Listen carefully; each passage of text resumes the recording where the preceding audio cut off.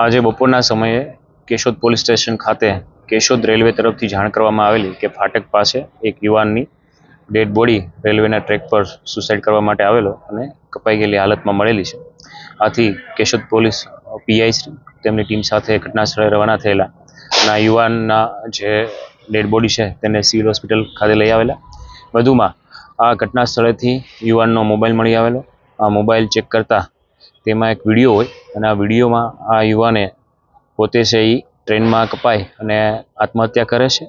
આ ઉપરાંત તેને કેશોદ ટાઉનમાં પોતાનું જે ભાડાનું મકાન છે ત્યાં પોતાની પત્ની વિપુલાબેન ઉર્ફે વિદ્યાબેનની ગળું દબાવી અને હત્યા કરી હોય તેવું પણ કબૂલાત આપતો હોય.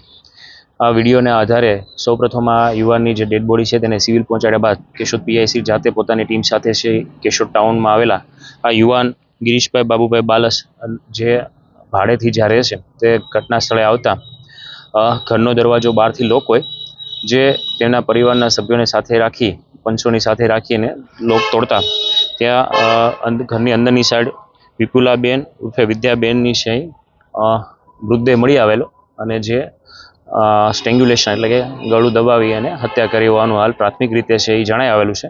મામલતદારશ્રીની હાજરીમાં પોલીસ દ્વારા અત્યારે ઇન્ક્વેસ્ટ પંચનામું હાથ ધરવામાં આવેલું છે.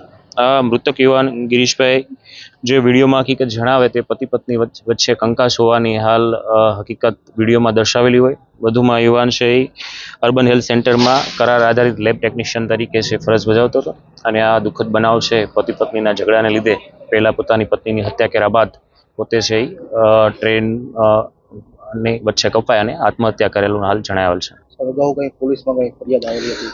અગાઉ કેશોદ પોલીસમાં છે એ આ જે મૃતક મહિલા છે તેમને જાણ કરેલી હતી. ડીઓ આવેલ હતો તેના કામે આ બંનેને પોલીસ સ્ટેશન બોલાવતા પતિ પત્ની વચ્ચેની મેટર હોવાથી બંનેએ ત્યાં સમાધાન કરી લીધેલું અને કોઈ ફરિયાદ નહીં કરવાની હકીકત જણાવેલી. ત્યારબાદ ફરી છે એ છેલ્લા 6 મહિનાથી છે આ બંને વચ્ચે ઝઘડા થતા હોય એટલે આ કંટાળીને આ પગલું ભર્યું હોય તેવું હાલ પ્રાથમિક રીતે જણાવેલ છે.